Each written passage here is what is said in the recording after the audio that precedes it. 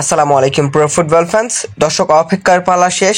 আগামীকালই পর্দা উঠতে যাচ্ছে 2024-এর কোপা আমেরিকার উদ্বোধনী ম্যাচে আর্জেন্টিনার প্রতিপক্ষ হচ্ছে কানাডা। ম্যাচটি হবে সকাল 6টায় বাংলাদেশ সময়। টি স্পোর্টসের মধ্য দিয়ে আপনারা কিন্তু এই ম্যাচটি সরাসরি দেখতে পারবেন। মূলত 21 তারিখে কোপা আমেরিকার পর্দা উঠলেও ব্রাজিলের প্রথম ম্যাচ 25 তারিখে কোস্টারিকার বিপক্ষের ম্যাচ দিয়ে কোপা আমেরিকা যাত্রা শুরু করবে 5বারের বিশ্ব চ্যাম্পিয়ন ব্রাজিল।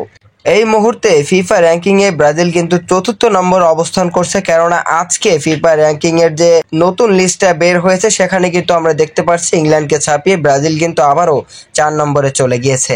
আর অপরদিকে ফিফা র্যাঙ্কিংয়ে 52তম অবস্থানে অবস্থান করছেন কোস্টারিকা। সব ধরনের প্রতিযোগিতা মিলিয়ে এখন পর্যন্ত কোস্টারিকার বিপক্ষে মোট 11 বার মুখোমুখি হয়েছিল ব্রাজিল এবং সেখানে 10 বারই কিন্তু জয় পেয়েছে ব্রাজিল। বিপরীতে একবার জয় পেয়েছে ব্রাজিলের বিপক্ষে কোস্টারিকা।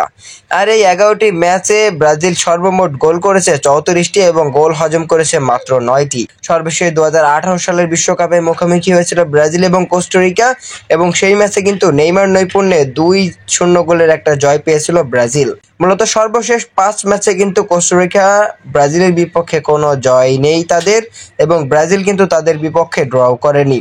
অর্থাৎ কাগজে কলমে কিন্তু কোস্টারিকার বিপক্ষে যোজন ভাবে এগিয়ে আছে 5বারের বিশ্ব চ্যাম্পিয়ন ব্রাজিল। তবে প্রতিপক্ষকে কোনোভাবেই সহজ করে দেখারও সুযোগ নেই, কেননা প্রতিপক্ষকে সহজ ভাবা মানেই ম্যাচের আগেই অর্ধেক হেরে যাওয়া।